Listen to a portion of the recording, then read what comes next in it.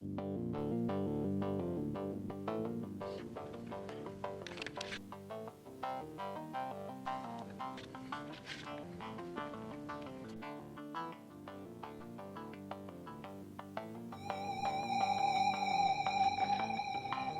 this video, we're going to talk about the Jones Aviator, their high-end all-mountain freestyle board. Although I feel this board belongs more to the all-mountain freeride aspect. It's got a stiffer flex pattern to it. The spoon nose is better at riding pow. It's just a board that's got precision and power behind it. It's not a daily driver. This is a board for someone that wants precision, maybe a weekend warrior type. It's a board that you bring your A game to when you're riding it. John Cenacorn's my co-pilot. What? Yes, you are. Don't you shake your head at me, you little shit. Kill you. This board features Jones's cam rocker, which is a traditional camber into rocker in the tip and the tail. So what happens is you load this up and it engages that rocker, giving a little more loose feel out at the tips. It's easier to ride powder with, it's easier to engage a turn with, but you're gonna have that snap and pop underfoot of traditional camber. It's a highly versatile camber profile, which is why you see it so across their line. Let's break down the flex pattern of the Aviator. This is a board that's stiffer than middle of the road, but it's softer than being a plank. It's definitely aggressive. You got an area out in the tips that's got a little more flex, and then it just stiffens up from right outside the insert packs through the middle. But there's a decent amount of torsional give to this board, and more so than there's been in years past. This board has that perfect blend of dampness to liveliness. You can plow through chunder, you can go fast, and not have to worry about chatter or vibrations. But it doesn't sacrifice the board. It doesn't make it feel dead. It's still gonna snap. You're still gonna be able to play with it when you want to. How does this board pop?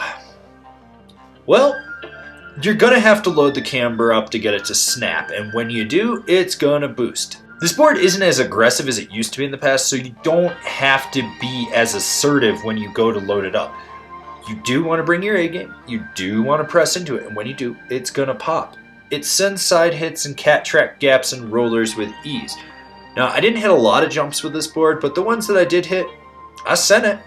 This board would be at home hitting small to large jumps. You don't have to worry about it. This is one of those boards that's going to fight you when you try to butter and press on it. You want to make sure that you are being assertive, you are dominating this board, because if you don't, it's going to buck you.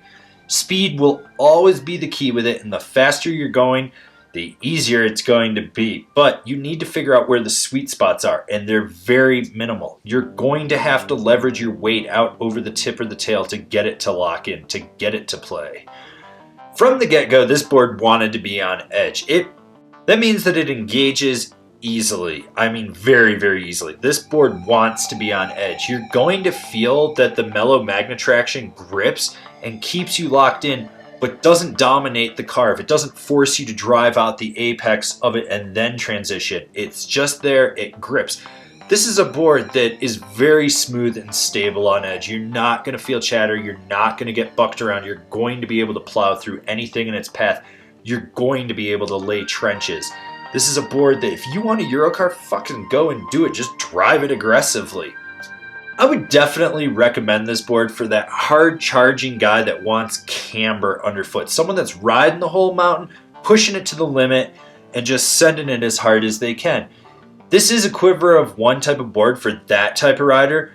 But for other people out there, this might be too aggressive of a board, so they would be better off looking at something like the Mountain Twin. This is a board that isn't designed for the faint of heart, for the lazy. This is a board that's designed for the guy that's a fucking badass that's gonna send it 24/7 when they're riding it. Without further ado, here's some boards that are comparable to the Jones Aviator. The Capita Black Snowboard of Death. The Venture Zelix. The Libtech Hot Knife, the Burton Custom X, the K2 Joy Driver. Alright, so now you've decided what snowboard you're going to get, and you're going to decide where you're going to buy it. If you're shopping local, awesome. Slap your local shop guys a high five and tell them they're killing it. But for those of you that are buying online, Why don't you shop from one of the links we have down below? That way you support us and you get a deal on your snowboard. Don't forget to subscribe to our channel. That way you can see all the relevant or irrelevant snowboarding content that we're putting out for you guys. So smash that bell down below. That way you're getting a notification. And I'll see you guys in another video.